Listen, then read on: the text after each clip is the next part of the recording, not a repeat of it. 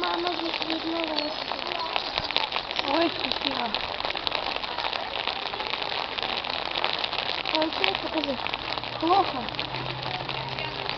Давай еще. Ага, закрути. Там стекло.